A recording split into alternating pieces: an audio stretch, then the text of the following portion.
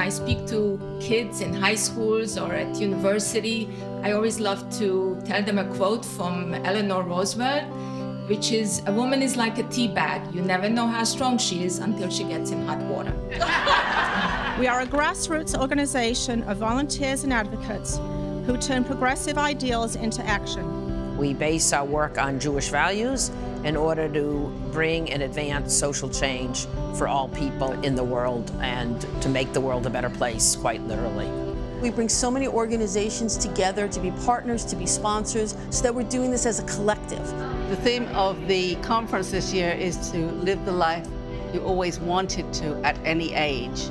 And that's so important because when you get older, it doesn't mean you're not worth anything. It means that you have a lifetime of wisdom to impart. The caliber of the panelists, I was blown away. I had no idea that they were going to have such interesting, powerful women here. My first response is, I don't know why people care anymore about a backlash. It's kind of like, what are you expecting? I'm an optimist, but my definition of an optimist is a person who knows how terrible the world can be and therefore is just never disappointed. Expect that there will be pushback. Things are not easy at any age. I think we understand more about our souls if we are willing to let other people see them, if we're willing to let ourselves be known and be seen in the wholeness of who we are. Sometimes doing so can help us learn to hold the fullness of ourselves. I think it's often in your darkest times, in the times when you feel the most disconnected and the least able to believe, that you realize that there's more around you and that there's a whole kind of web of community. And this year I said I want to get more involved. We did a lot of stuff to prepare. It was a lot of work, but it was fun. The fact that a woman cannot remarry severely compromises her future.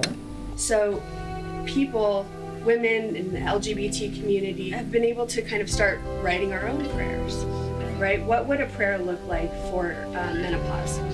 Would there be a mikvah ritual ceremony for something like this? Or a mikvah ritual for when someone's transitioning genders? The expectations we have for people, for gender roles, for what people ought to be interested in, really is a limiting factor. And a lot of us participate in that. I spoke a lot about how I got to where I am in my practice, which is having gone through a lot of health issues. I actually caused myself to stop having a period because I wasn't nurturing my body. And the doctor said to me, you need to start eating and stop exercising so much or you're not going to be able to have children.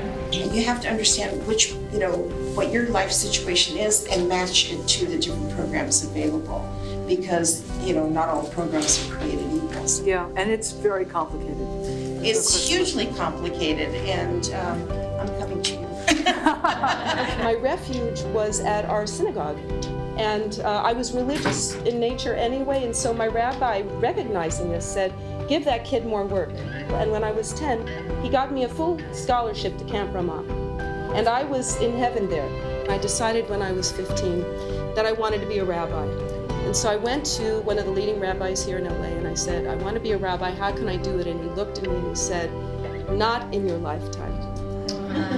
That's what they are by blood, right?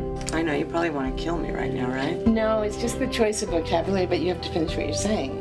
Because I don't want to be offensive. I really don't. Oh, it's not bad. And I need to know now, because I'm a mother, right? So I need to know how to not offend people.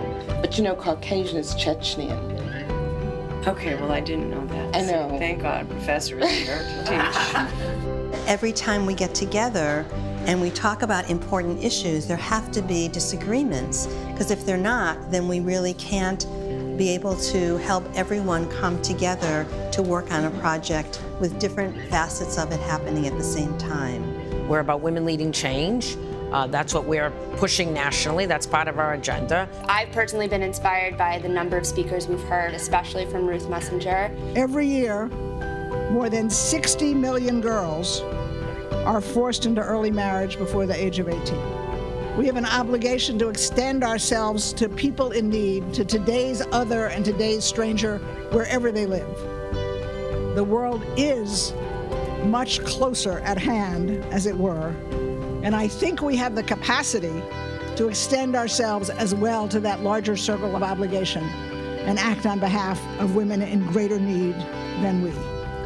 It's simply interesting, engaging, and important. And just the fun of it, I think, is also very important. I see the NCJW as a place where I could get involved and I could be really passionate about what they're doing. Being on this panel was remarkable. We are very strong women, and we can do anything we want as long as we are passionate about it. These fabulous women, they're smart, they're bright, they're educated, they want to learn more, they want to be empowered, they want to change the world. Come and join us.